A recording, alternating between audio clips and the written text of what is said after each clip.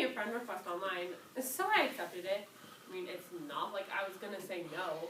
I didn't want him to think I was rude, and it could have gotten awkward at school, especially if he had told any of his friends who were also my friends online. It would have really sucked if they all started talking trash about me behind my back, or worse, if they dropped me from their friends list. I didn't want to go losing any friends. In a world full of technology, social media plays an important role in the everyday lives of teenagers. Who's doing what this weekend? What's this person doing for supper? What does everybody think of the new movie? There's so many things to share. All that's needed now is someone to share it with. After finally joining the social media crowd, a young girl works up the courage to send her very first friend request. Over time, the number of friends that she has continues to grow. But will that be enough for her?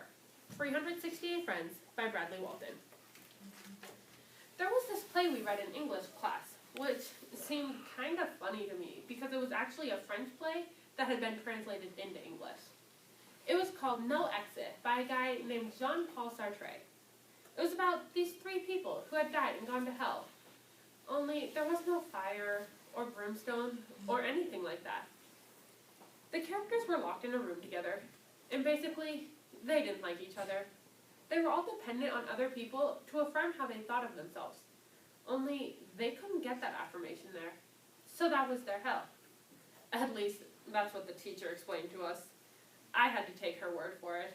All I got was that it was these three people, and it was kind of boring.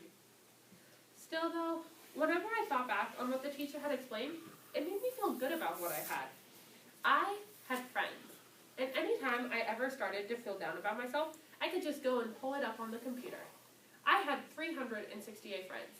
368! It was hard to wrap my head around. When I was little, it didn't seem like I had any. But when I got older, and my parents let me get my own computer, and I started networking, it was like a whole new world opened up to me.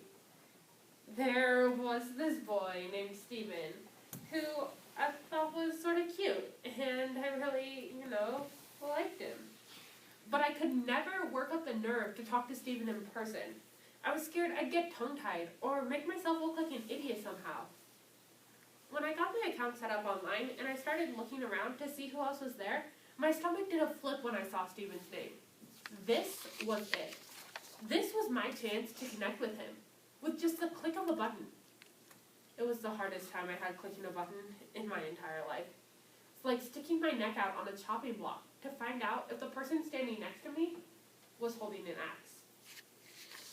What if he turned me down? What if he told his friends and they all thought I was an idiot? I stared down at the computer with my finger on the mouse button for 10 minutes.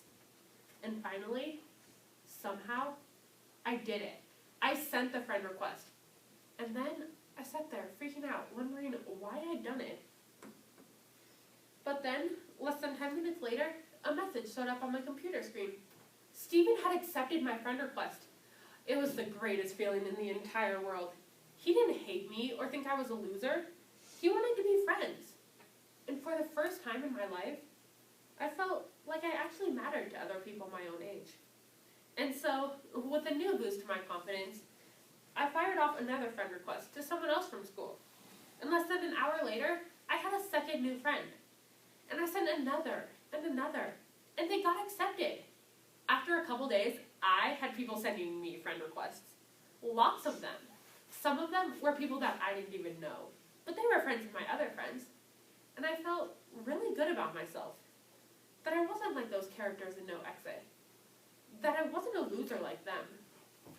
I never did work up the courage to talk to Steven in person, or try to email him, or chat online. But that was okay. He had accepted my friend request. That was all I needed. I had lots of friends online, and I could keep up with what they were doing over the weekend, what teachers they hated, what movies they liked, even what they were having for dinner sometimes. And almost every day, it seemed like there were more and more people who wanted to share those things with me. I was so very incredibly lucky to have that.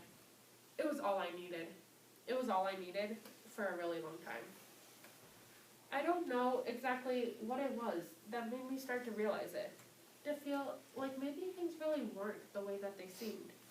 Maybe it was sitting by myself in the cafeteria, watching Stephen and his friends and noticing how they didn't seem to notice me. Or how whoever sat next to me on the bus, usually somebody who was my friend online, how we never seemed to have anything to say to each other. And I'd go home, and I'd stare at that number on the computer screen, the number of friends that I had, the number that told me just how much other people thought of me. And I found myself having to stare at it harder and harder, trying to will it to mean as much to me as it used to.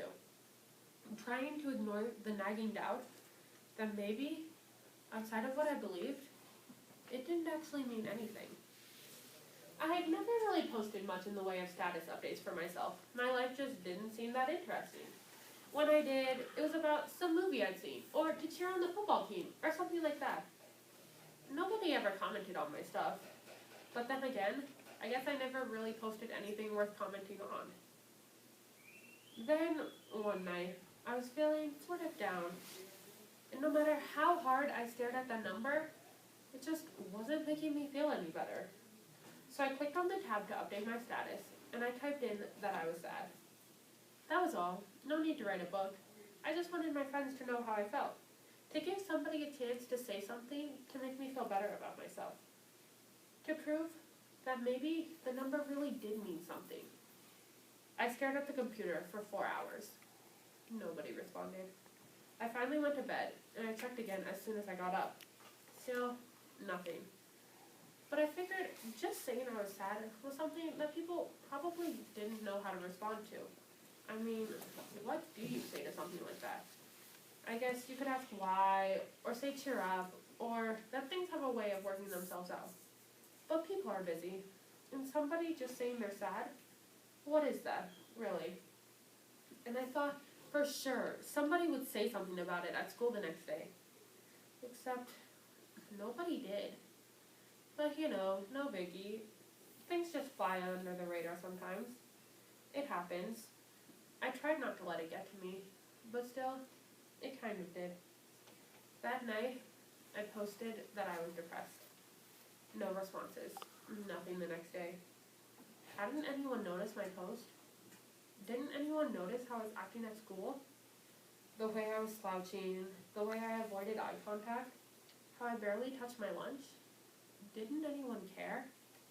Last night, I posted that I was thinking about killing myself. Nothing. Someone new from our class had even added me as a friend. And nothing. 2 hours ago, I posted that at 10 o'clock tonight, I was going to the playground at the park 2 blocks from my house, and that I was going to sit at the base of the slide and swallow a bottle of pills. To my mild surprise, 3 of my friends actually chimed in and telling me things would get better and not to do it. But no one called my house, even though my number is listed on my profile.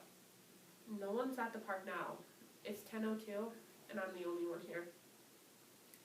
I wonder if anyone will notice that I'm not in class tomorrow. Probably not. But eventually, they'll find out what happened. And they'll do whatever people do online when someone dies. They'll write posts about how shocked and sad they are. About how I was their friend. Maybe someone will even create a memorial page. A memorial page where 369 people will finally show that they've noticed me for the first time. It's a nice thought. It makes me feel like my number means something again. I unscrew the lid of the pill bottle and dump the first few in my mouth. Very soon, my friends, my 369 friends, will mourn me. And in mourning me, they will celebrate me. And my life will have mattered. I repeat this in my head as I swallow more and more pills, trying to convince myself that it's true before I get to the bottom of the bottle.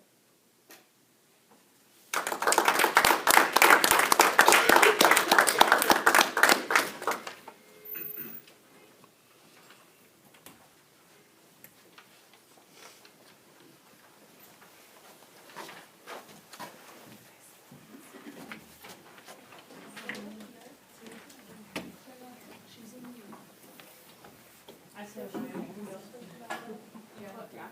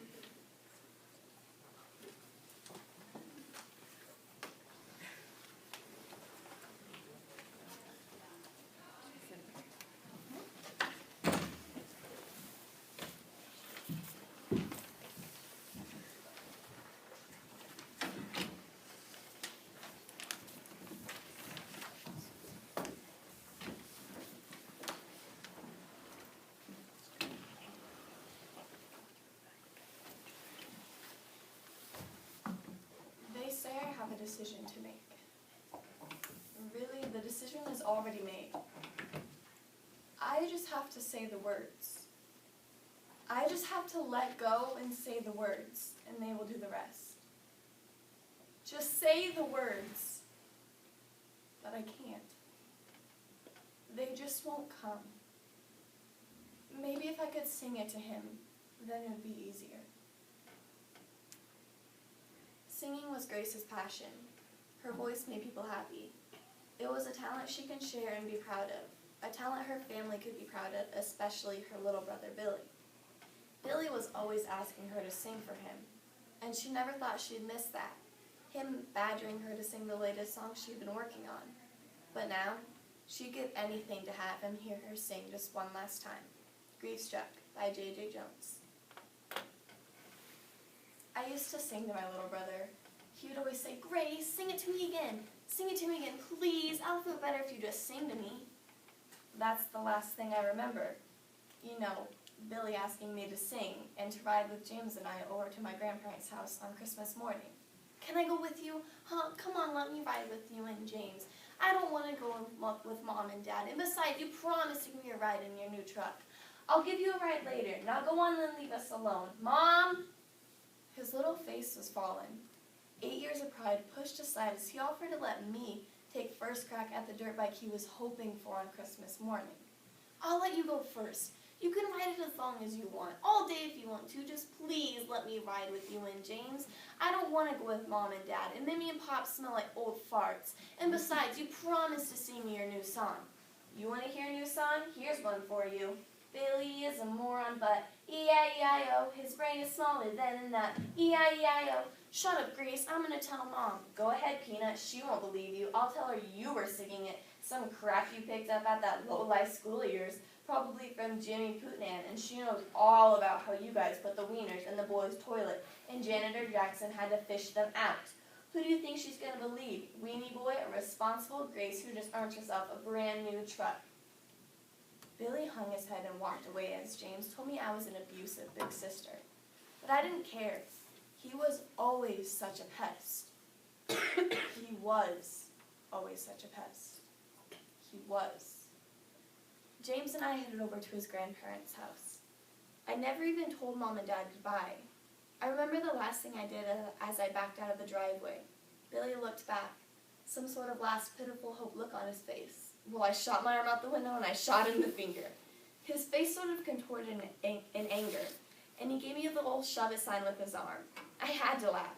He had guts. He wasn't afraid of standing up for himself, even against the big sister. He worshipped.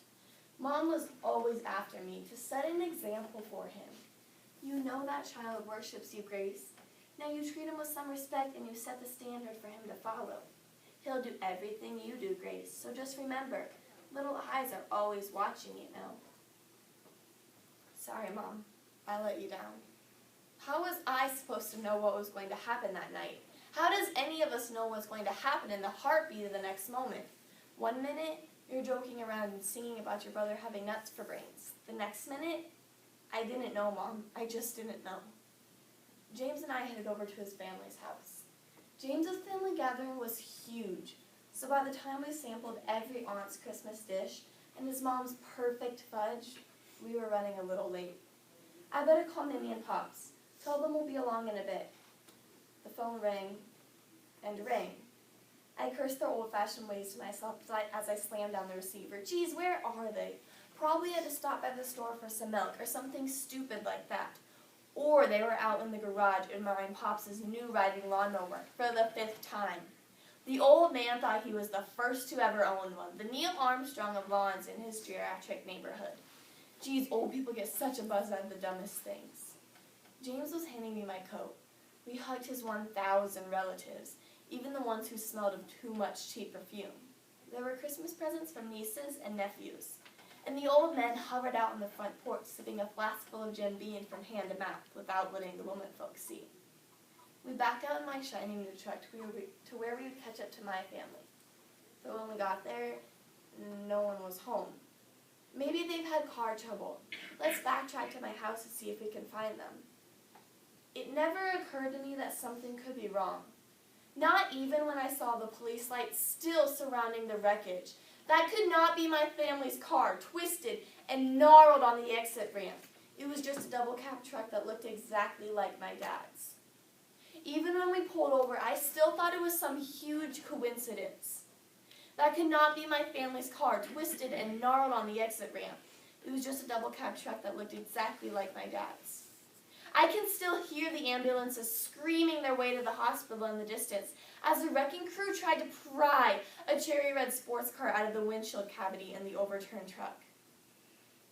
It wasn't until James's mom drove up and I saw that she was crying that I began to realize that this could somehow connect to me. Grace, we've got to get you to the hospital now. Your mom, your dad, your grandparents, and Billy. Billy? What about Billy? Mom and Dad are invincible, and grandparents are so old that nothing could happen to them. But Billy? I was supposed to look out for Billy. James's mom drove us to the hospital where I learned that my mother, my father, and both my grandparents were already dead. Just like that, my entire family wiped out. And well, Billy, they told me Billy was alive still. Sort of. Machines were keeping him alive. And the doctors said that it would be up to me when to turn them off. They said there's really no hope of recovery. The trauma to the brain was too severe. And as the only surviving relative, I will have to give them confirmation when to terminate the life support.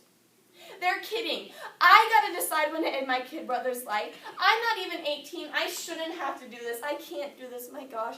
God, why did you let this happen? Why are you doing this to me?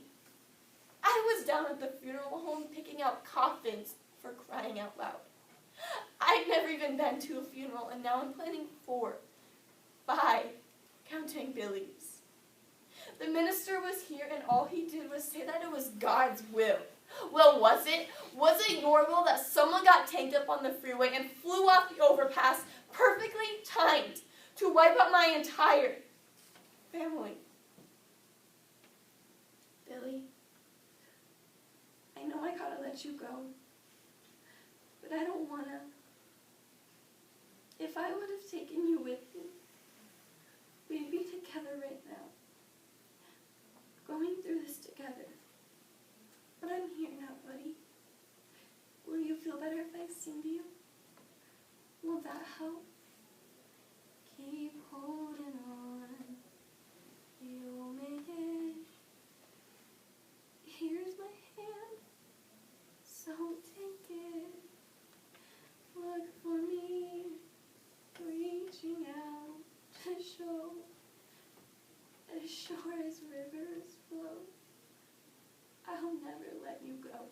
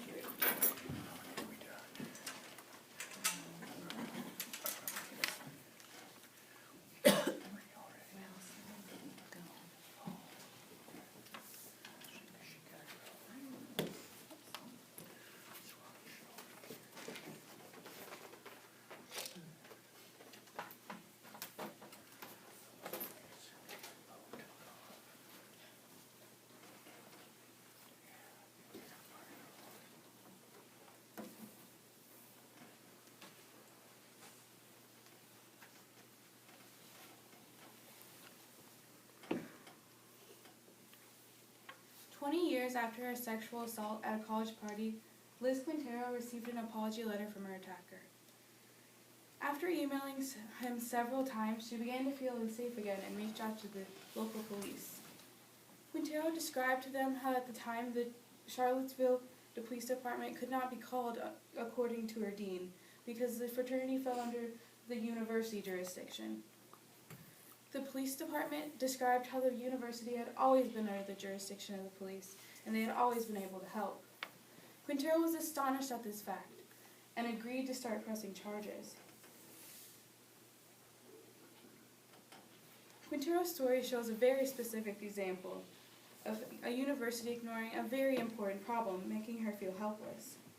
This case was reviewed, and Quintero's attacker was sentenced to 10 years in prison. But he was never transferred to maximum security because he was misclassified as nonviolent. Since he was misclassified, he was released early and served less than 6 months. When Liz shared her personal story online, she opened up a perfect example showing the world how the administrative system in colleges find rape as a meager problem on campuses, when in reality it affects thousands of people daily.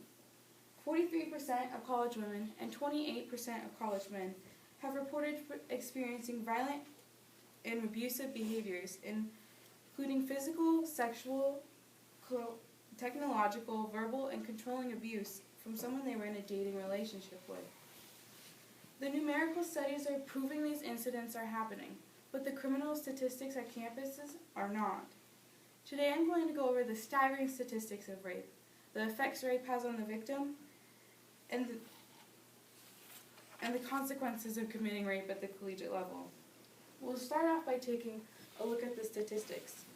According to Amy Becker, the author of Why Colleges Reported Zero Rape in 2014, it is statistically proven that 1 in 5 women have experienced sexual assault during college, and over 1 in 5 women have experienced physical abuse, sexual assault, or threats of physical abuse. The majority of the problem lies within popular images of rape and sexual coercion, more commonly known as rape culture. In a survey of 2 campuses, the male athletes made up 3% of the population, but they were responsible for 20% of the rapes on campus. 50% of male athletes believe that almost half the women who report rape are lying about it. But research proves that the false rate of report is much lower than 50%. Another study at a different college showed that 25% of victims report their assailants as being fraternity members. Now on to the effects rape has on the victim. As stated earlier, 1 in 5 women have experienced sexual assault during their college experience. But just 12% of victims are reporting sexual assault to authorities. So why is this percentage so low? In Deborah L. Rhodes' scholarly journal, Rape on Campus and in the Military, An Agenda for Reform, she states that there are many reasons the victims keep these traumatizing experiences to themselves, including self-blame, fear of reprisal, not wanting others to know, not knowing how to report, lack of proof, belief that the conduct was not serious enough to report, and expectations of dismissive treatment. Keeping these assaults to themselves or dismissive treatment to such issues can produce a weakening and lasting psychological trauma. Survivors often suffer from high rates of depression, substance abuse, and PTSD. These side effects can relate to problems in the working and educational environments, increasing the college dropout rate. If it is an acquaintance rape, it can cause a greater damage in the victim's behavior, personal judgment, and trusting abilities. Students have also noted it as being social suicide to publicly come out with a rape story, showing that the problem is a very touchy subject among the students, making the subject less addressable. Several reasons for the students not to report their sexual assault, making it harder and harder to determine how many there actually are on campus. Finally, we discussed the consequences rape has on the consequences of committing rape at the collegiate level.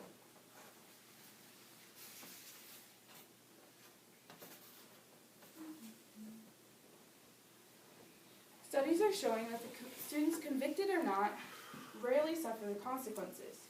With that being said, they are essentially getting away with a crime that can constitute up to 20 years in prison.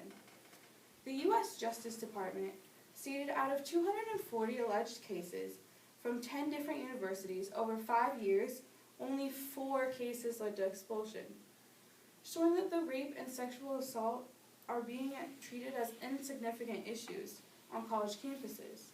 The Daily Observer pointed out that the Center for Public Integrity found that from 130 schools receiving federal funds, the victims of rape or sexual assault drop out of college whilst their attackers virtually go unnoticed, continue on with their education and on with their lives, suffering little to no consequences at all. Without a change in the way colleges deal with sexual assault, we are jeopardizing the victim's education. Students tend to be unaware of the consequences of their actions. Nonetheless, the consequences they may face can be very lenient and unspecified. This universal problem needs to be handled in a way that victims are getting the support they need and the students are knowing the consequences for their actions. When colleges brush off the idea of rape happening on their campuses, they are challenging the well-proven statistics and discouraging the victims. With the knowledge and a continued effort to create a known awareness of this problem, we can better prepare students for the future and better the college campus experience for everyone. Today we went over the statistics, effects, and consequences of rape at the collegiate level. Even though people find this topic very uncomfortable, we need to start facing the reality that rape is happening daily, and instead of pushing it aside, we need to eliminate the stigma in order to start solving this serious problem.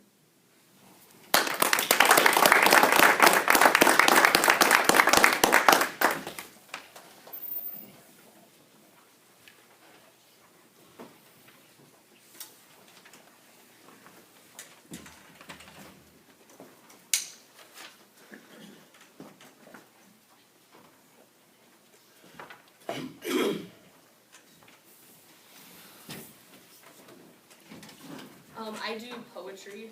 So yeah. Okay. Imagine a world where time stands still, where nothing you do is of your own free will. You're stripped of your freedoms, your hopes, and your pride, and you're surrounded by strangers with nowhere to hide. Imagine a place where you're told what to wear, and a place where no one is even allowed to grow hair. You're told each day that you're not to talk, and where and when you can and cannot walk. Imagine a world where you sleep surrounded by hate, where all you can do is just sit and wait. Imagine a world where you have no choice, where you can't even think because of the noise. Imagine a world where you work but get no pay and are made to feel worthless each and every day. Imagine days a world where days crawl like a snail, and where all you've got to hope for is a piece of mail. Imagine a world where you have to eat real quick. Does this sound like a world that would make you sick? Imagine a world surrounded by wire. A world like this is hard to conceive, yet here I am and I cannot leave. On August 22nd, 2016, my own life was changed. I got off of school early, pulled up into my driveway, and heard the heart-wrenching news. 4 to 8 years. That simple statement will forever be etched in my mind because I came to the realization that my big brother won't get to see me graduate, and I get to walk past his bedroom every single night knowing he's not there. 2,220,300 adults are incarcerated every year in federal or state penitentiaries. That's over 2 million families and friends affected every year.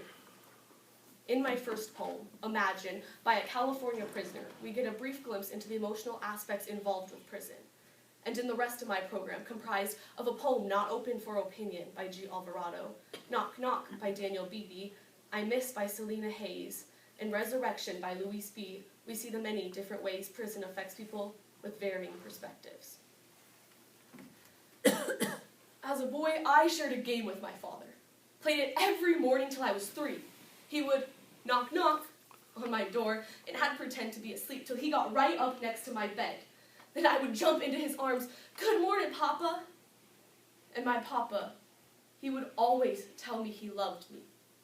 We shared a game. Knock, knock. Until the day when the knock never came, and my mama took me on this long ride past long cornfields on this never-ending highway, till we reached a place of high, rusty gates. I was a confused boy, so I entered the building carried in my mama's arms. Knock, knock. Eventually, we were taken to a room filled with windows and faces, and behind one of those windows sat my father. So joyously, I jumped out of my mama's arms to get to him, only to be confronted by the glass. And so I knocked, knock, trying to break through to get to my papa, and I knocked, knock as my mama ripped me away before my papa even said a word.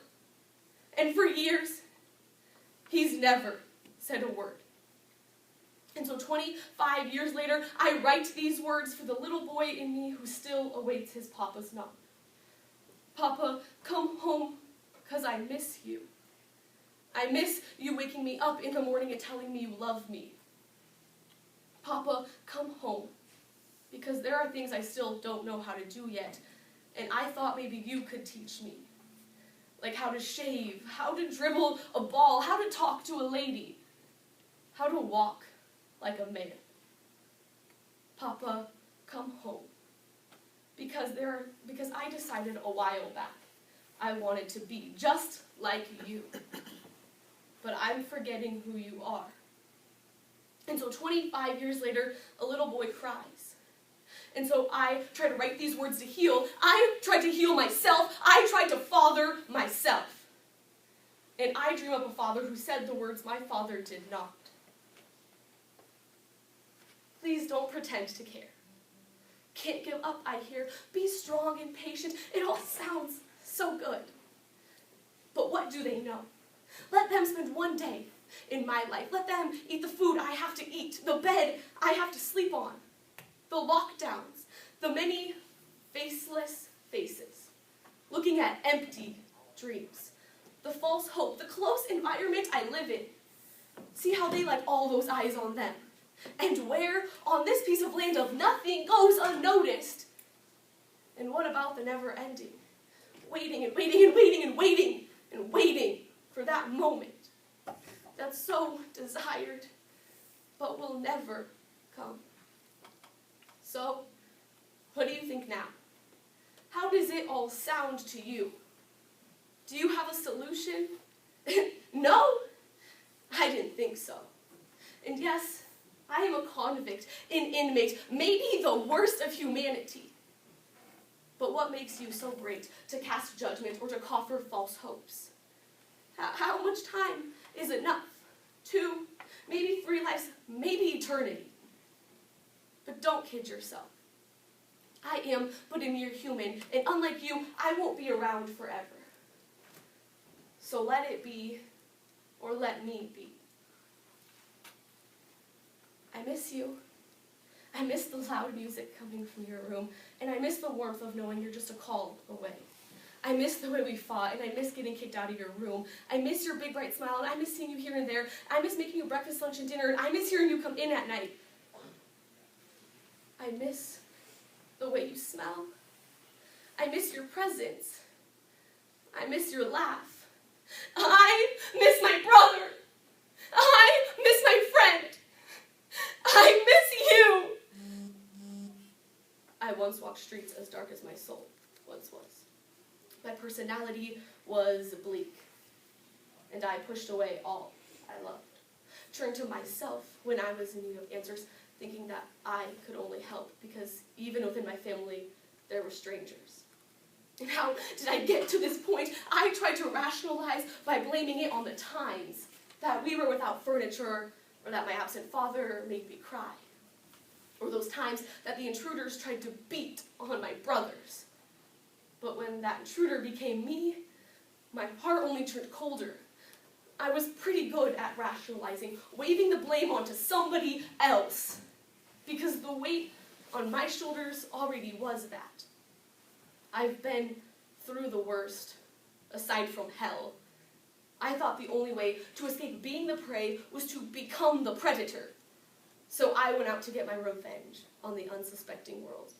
for forgetting about the gutter, but what was done was returned with certainty. And how could I have been so dumb? I fell right into the hands of the enemy, and I was abducted from everything my mother thought I was, and incarcerated, because I couldn't escape he who reigns over all. But still, I was walking dead, and had no direction, until I was given the gift which resulted in my resurrection. Thankful for having peace of mind or purpose or cause I so desperately tried to find. It was always there, yet it was so distant. But everything has its reasons, and why it took so long to see is not the question. I'm just glad to be a part of your children's learning lessons. The book of life has saved mine, a criminal and a thief once that has renounced crime. The only thing that has made me see without the blur of society's haze, and for the gift of life back, I give praise.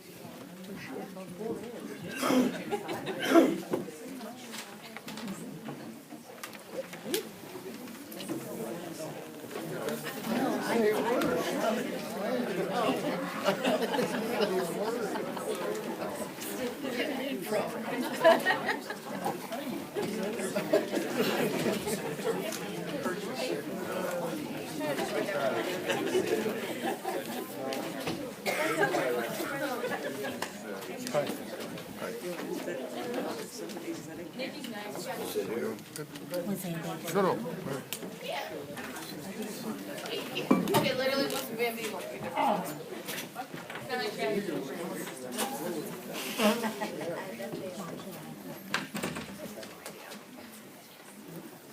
I'm Nikki Gatto Sorry, Nikki. Okay, I'm Nikki Gatto, and I'm going to be doing humorous prose.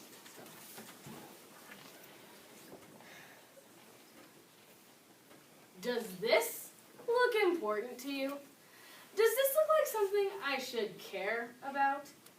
It's flour. A 5-pound sack of flour. See, this all got started when Miss Blackman assigned us this stupid project. Flour, children. You will take care of this sack of flour as if it were your own child. Now, I've paired up husband and wives, and here we go. My dream, of course, is that I get Preston right for a partner. But does that happen? No. I get Chuck. You will be with Cindy. Congratulations. Now come on over and meet your new wife and baby. Chuck.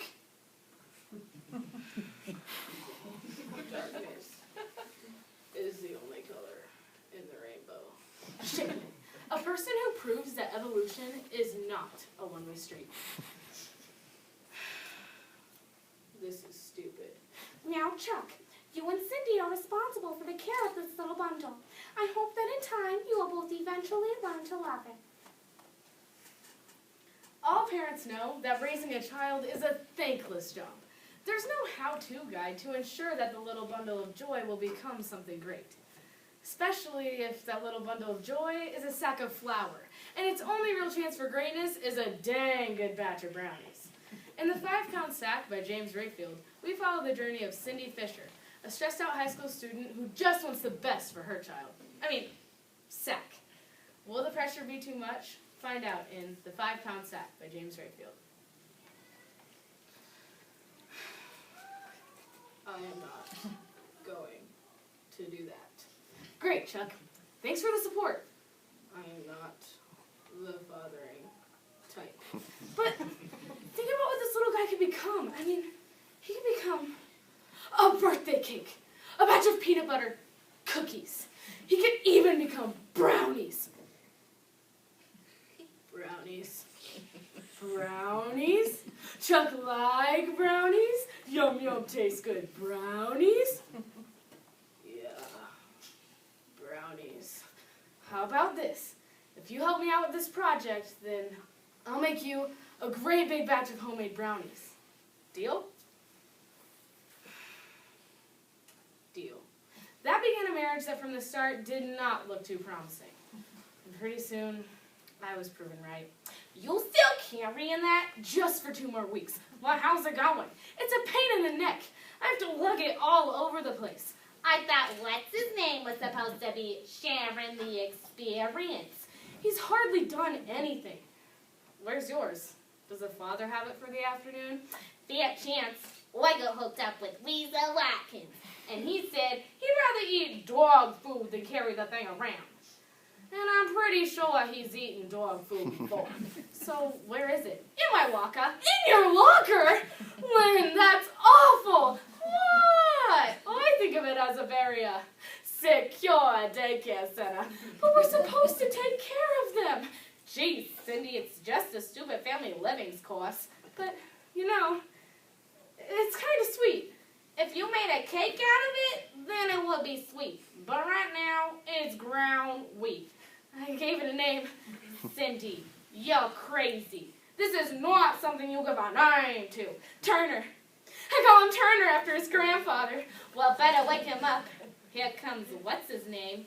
Maybe he's developed some bodily feelings. What do you want? Look, just give me the sack. I need to show Miss Blackman so she'll give me a good grade. What? No, you haven't done anything. I'm sorry, but my parents said they'd take away my car if I didn't pass. Well, it's too late now. Turner and I have bonded. You named our sack Turner. You didn't even ask me. You were never around, and I couldn't just keep calling him Sack. So it's Turner, and we have bonded, and we are mother and child. Cindy, it's a sack of flour. He's sleeping. He always takes a nap after lunch. I need the grade. And our little fellow needs a good home life. Someone who's there all the time. You are terrible. You don't care anything about our little baby. Look, it's not the same with men. Girls stick to sex at once. It's natural.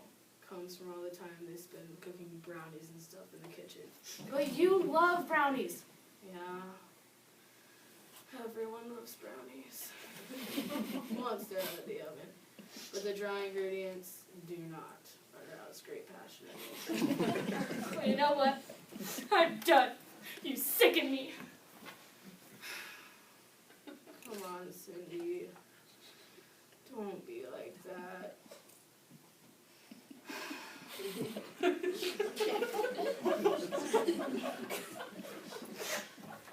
Hey, look! Someone with their sack of flour. Property of Chuck and Cindy. So I was all the way down the hallway when it hits me! My baby! I love my baby! What am I gonna do? I love my baby! Cindy, what is the matter? I heard you yelling all the way down the 400 hall. We thought it was a tornado warning or something. People were crawling inside their lockers. It's gone. What's gone? Oh, the sack, the flour, my baby! Well, hold on. Where did you leave it? In the lunchroom. He was taking a nap on the table. Well, maybe a lunchroom worker picked it up. And it's already turned him into gravy. Oh, Lynn. It'll toin up. I know it. But we've got to get to class. Come on. Of course, the next class was family living. And there I was, without my baby. Cindy, where's... Turner's missing. What? What kind of a mother are you? Don't start with me. If you would have been doing your father thing. Cindy, what is the matter? Where is your sack? He's,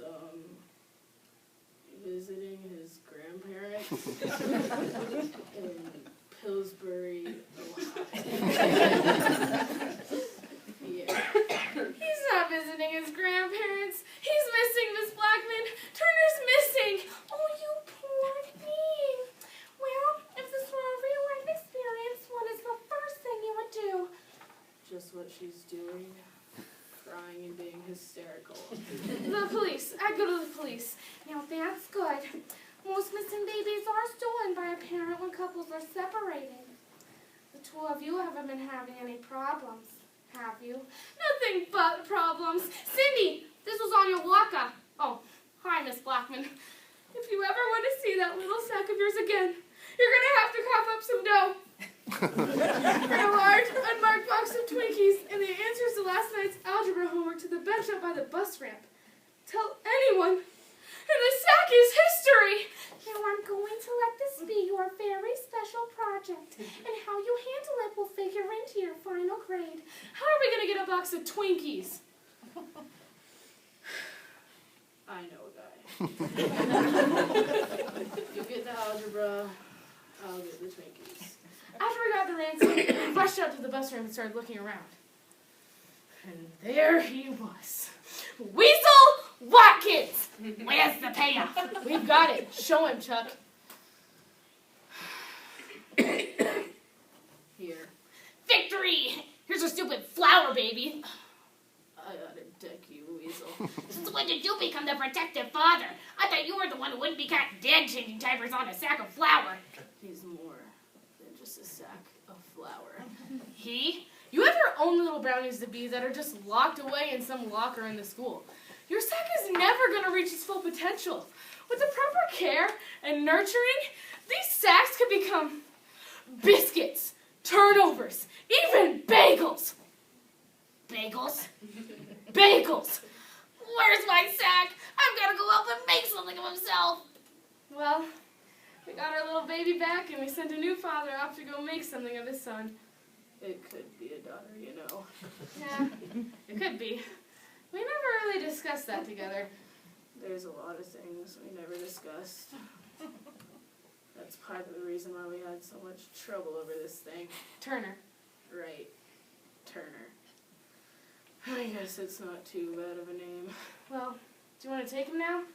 Sure. And don't worry. I'll make sure he fastens his seatbelt. And make sure he gets to bed at a reasonable hour. Promise? Promise. Let's go, kid. Well, I guess there really is no love like the love between a father and his son.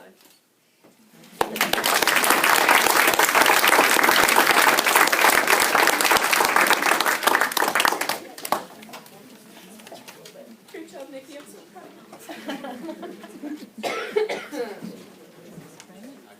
Hey, Rory.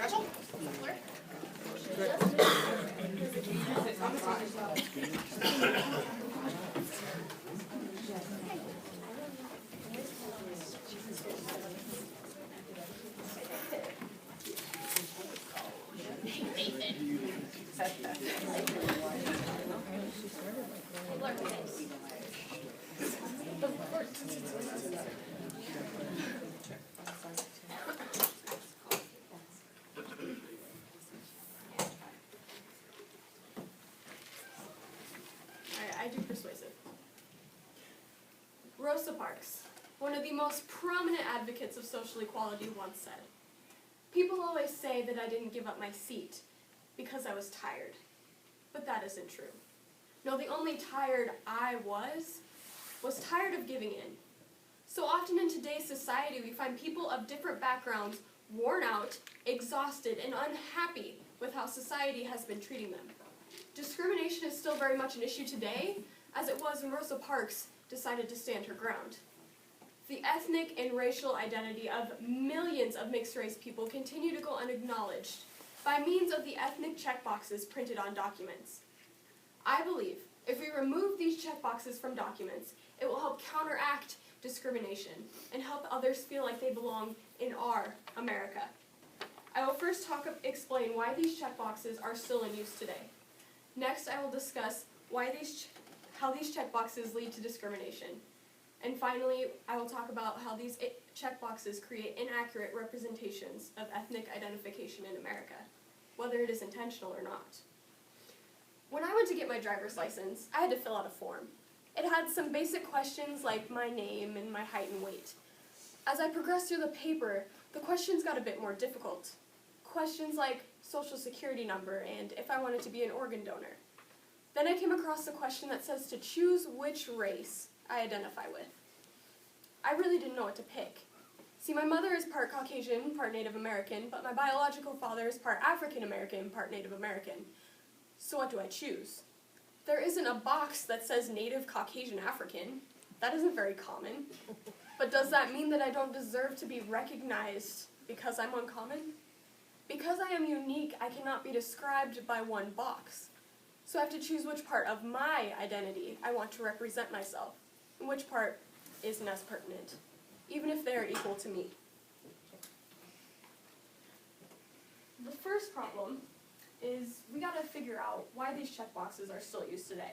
And in order for us to figure out why they are a problem, we have to figure out why they are used today. According to Stacy Patton, assistant professor of multimedia journalism at Morgan State University, federal law prohibits discriminating against job seekers because of race.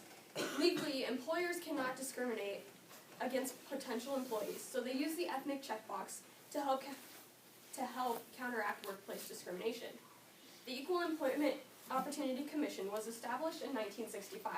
It is used to enforce equal opportunity employment. Some universities that receive federal funds even have been required to collect and report records of job applicants by gender and race to track applicant flow. The information gathered from these checkboxes goes straight to human resources, so they can keep track of the ethnicity flow. These responses gathered are used to monitor the effectiveness of the Equal Opportunity Commission Act. Ethnic checkboxes are also used as a tool for the U.S. Census to help determine racial diversity in America. Altogether, there aren't very many uses for the ethnic checkbox, and the uses outlined in this point may in some cases even contribute to discrimination, racial discrimination and inaccuracy, as you will see in my final 2 points. With that, let's take a look at one of the major issues with the ethnic checkbox, they may be contributing to intense feelings of being outcast, which in turn leads to feelings of discrimination. The initiation of these checkboxes may have seemed like a great idea in the 70s as part of Richard Nixon's initiation to create a more accurate census, but in today's society, not so much. Today's society is much more diverse than it may have been 40 years ago. Jens Emanuel from the Pew Research Center supports the same situation when he states in his article titled, U.S. Census, Looking at Big Changes in How It Asks About Race and Ethnicity, that increasingly Americans are saying that they cannot find themselves on these forms. In making this comment, Manuel is stating that there are people all over the United States, not just myself, that cannot find themselves in the pool of options. It can be very difficult for individuals whose parents do not share the same race to form a self-identity.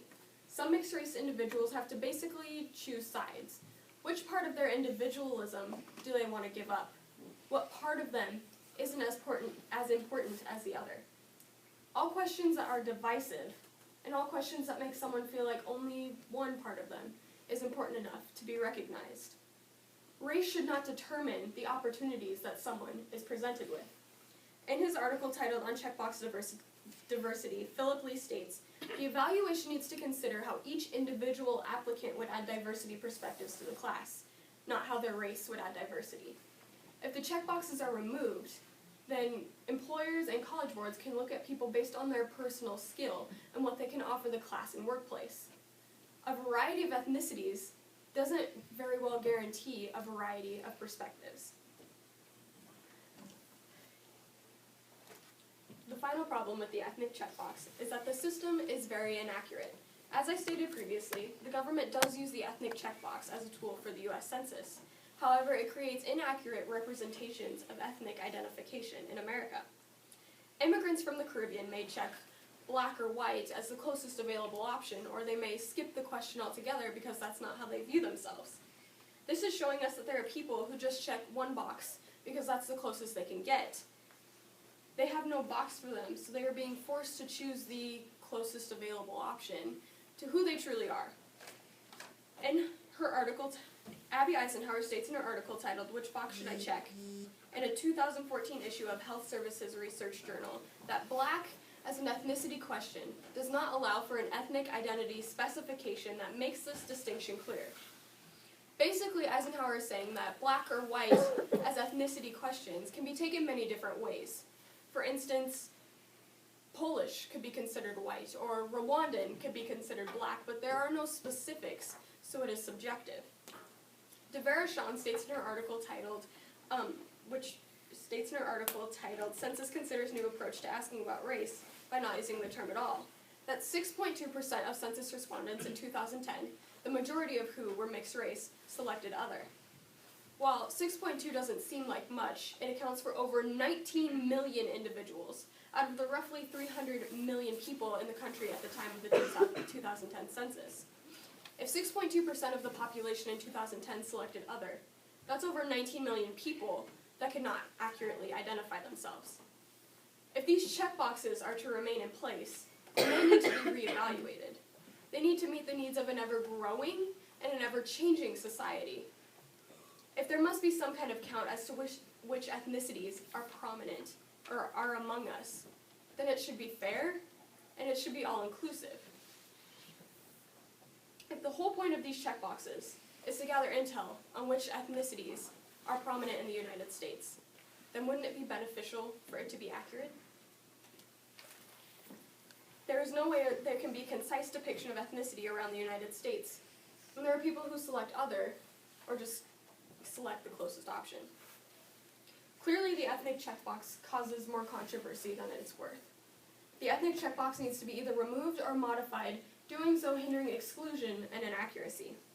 Although the problem of the ethnic checkbox may seem of concern to only a small group of people, it should in fact concern anyone who cares about others. There are millions of individuals, including myself, that have to face the decision of which box to check.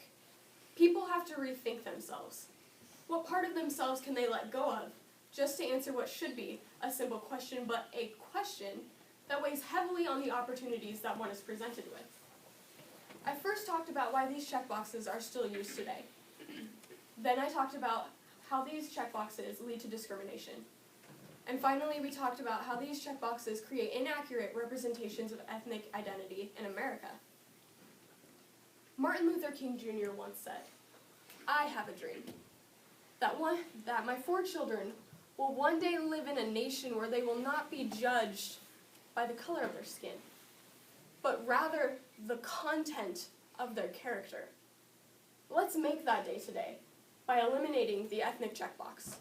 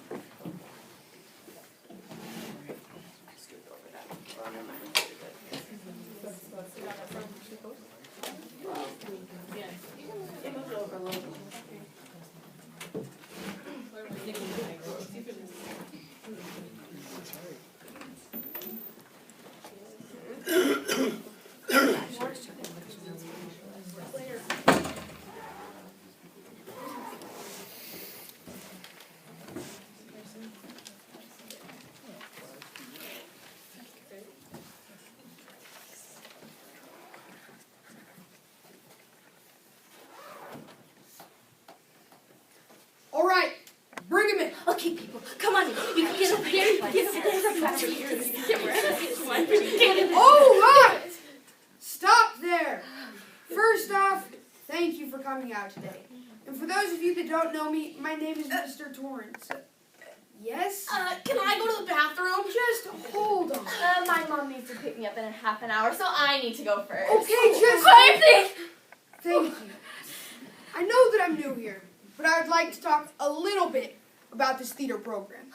You may go to some other high schools and see some pretty good shows. They do a fine job. We don't do a fine job here. We do an amazing job. So if you're going to be in the show, you're going to be amazing. So what I'm looking for today is the best of the best. Right here. Do you understand? Yes. So I can't go to the bathroom? No. When putting on a play, there's no telling what kinds of personalities will come bursting out of the woodwork. If we've learned anything from participating in the fine arts, it's that there's no standard on how to act or how to be. We range from shy To outrageous. From diva-like to determined. But it's a unique opportunity to find out where we truly belong. Anyone can have the chance to step into the spotlight. The audition by Donzelitis takes us through a hilarious and heartbreaking look at the madness of putting on a show. Because it isn't always laughter and smiles. Sometimes it's heartache and tears. A place where pain can turn into something beautiful. The Audition by Donzelitis.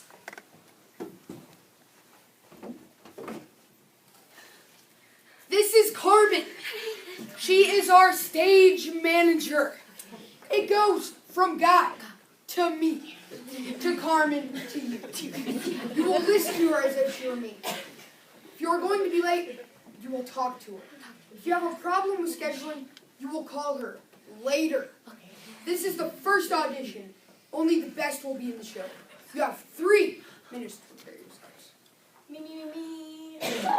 Me, me, me, me. To sit in solemn silence on a dull dark duck.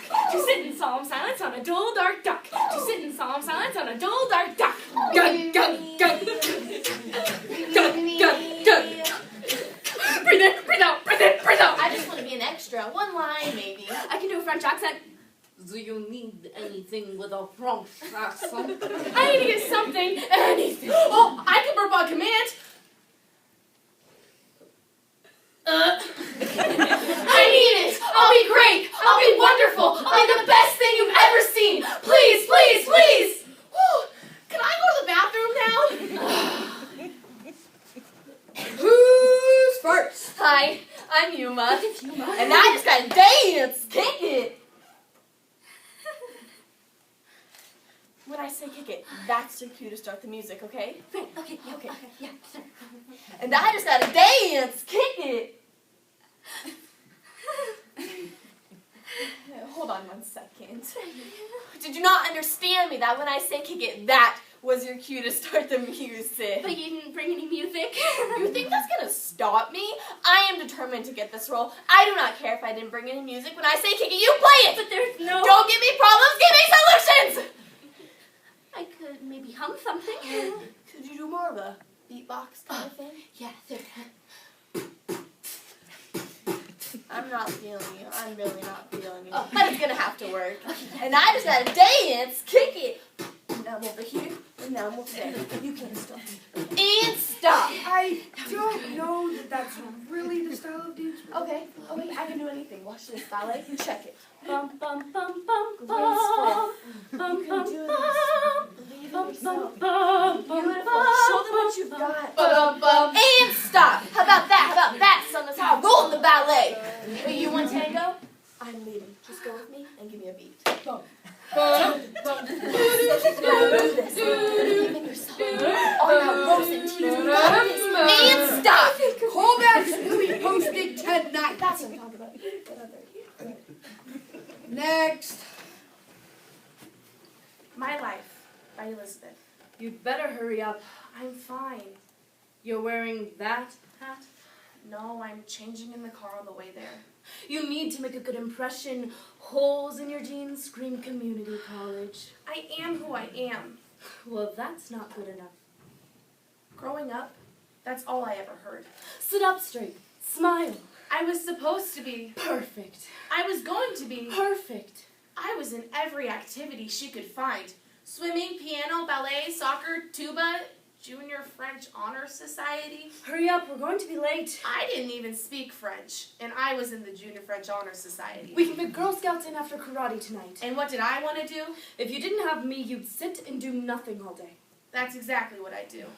Nothing. And how would that look on college applications? I don't care, Mom. You'd never get into Yale. I don't care, Mom. And where would you be without college? I don't care, Mom. Grades aren't good enough. You need to be well-rounded. What part of I don't care, Mom, don't you understand? I don't want to be in the show. I don't want to go to Yale. I don't want to be the manager of the water polo squad. I just want to do nothing. Yeah. But I never said that to her. Instead I said, okay, Mom. Whatever you say, Mom. I'll be a doctor, Mom. I'll live in a great big house 4,000 square foot minimum. and have a great big life. 2 kids or 3? For you. Because I'm Perfect. Hi there, I'm Allison Bass. Of course you know that. Let's see, experience. Well, last year I was Anna in Anna and the King. The year before that I was Belle in Beauty and the Beast. And the year before that I was the Crucible in the Crucible. Well, okay, so that's not actually a role, but if there was a role for the Crucible, it would be. When I was a little kid, I played Annie in Annie. That's pretty impressive, Allison. Yeah, so, do I really have to audition? Of course you have to audition. Well, I mean, who we trying to fool here, right? I know when everyone's here, you can't make it look like you're gonna give a soitin pot to a soitin poison, but come on, we both know what's gonna happen. Ooh, does that make me sound conceited? My Life by Carrie. When I was 10 years old, I got cast in the school play. We were doing this play our teacher wrote about Winnie the Pooh. I was Tigger, probably because I was pretty hyper. I was so excited every night at home I'd sing my song, and I felt really good about it. I mean, I felt amazing. It was like my whole life I was looking for something I was good at, and then all of a sudden, here it was. I was good at being Tigger. So the day of the show came, and I was really nervous. I went out on the stage and I put everything I had into that song, and I wasn't nervous anymore. And when I finished, the whole audience applauded for me. And then I looked around for my dad, and I kept looking, and I kept looking for him. And I was still there, and I was still in that stupid Tigger costume. And I asked him later why he didn't come to my show, and he said, "What show?" I was really good, too.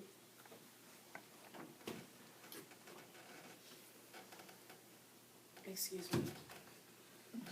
Can I audition with someone else? Is that possible? I'm going to need to hear you sing, Okay. okay? Yeah. But for the acting, can I bring in a partner? Yeah, I guess that's fine. Yeah, sure.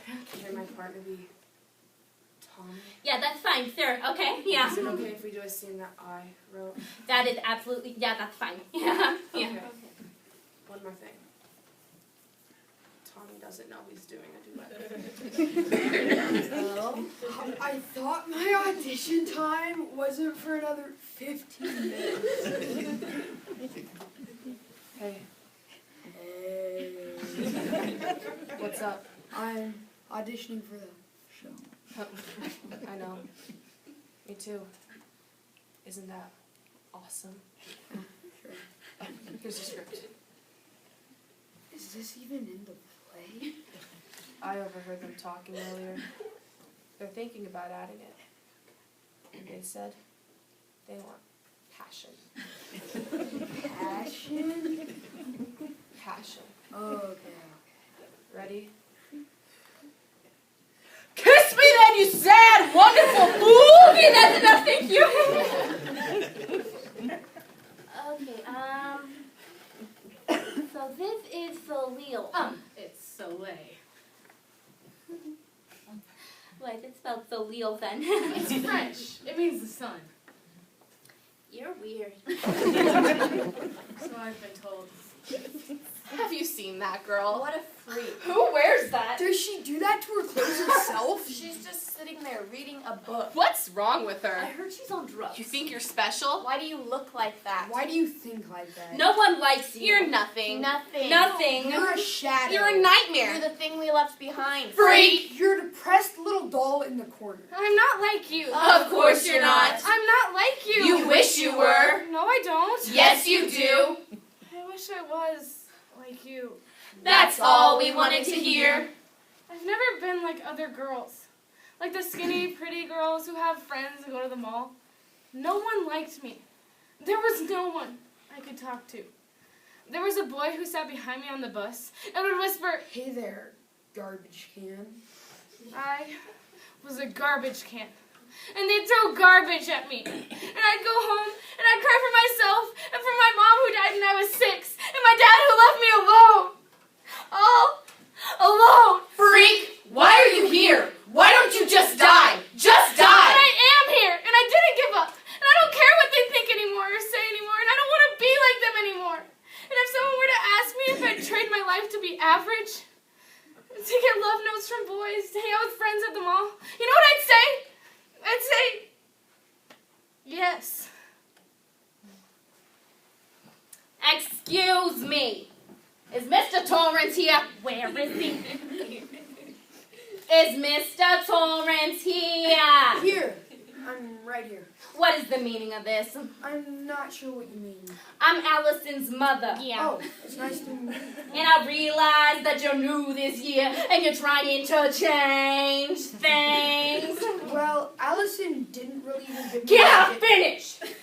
This girl sings like an angel. The other kids around here sound like monkeys being shot. Okay, my girl is beautiful. She is talented. Yeah. She is amazing. Preach! I'm sure she is. Can I finish? Jeez, my girl has more talent in her pinky toe than you've ever seen in your whole life. When she did Belle, the audience was weeping for joy. They were weeping. An old woman had a heart attack. She was so good. You should have given her that lead role the second she stepped onto that stage. I can't do that. You're a moron. And I will destroy you. You need to calm down. And you need to square up, little man. Let's see what you got. I'm not going to fight you. Then you will be destroyed, okay? Listen, I'm not... Mama! What? Ow, my hip! My hip! You broke my hip! You're a monster! I've been battered and assaulted. I was left for dead. Oh, Mama! It's going to talk. It's going to talk. It's going to be okay. Why? Why? What did I ever do? I gotta tell you something. Come closer. Closer. What? I'm suing you. Hi, I'm Carrie. Do you mind if I sing a song? Yes, please. This is a musical, people. 1, 2, 3, 4. 525,600 minutes. How do you measure a year in the life? How about love? How about love? How about love? Measuring love. Seasons of love. Attention all actors. The cast list is up. No complaining, no negotiations. Thank you for your efforts. Yes, I got a part. Celebration dance. Girl number 7? Great. My mother's gonna be thrilled. I got the lead role. Maybe this will be my thing. I finally found where I fit in. I got a lead role. The role I wanted. I hope he comes this time, just once. All right, people. Please, we've got a show to put together.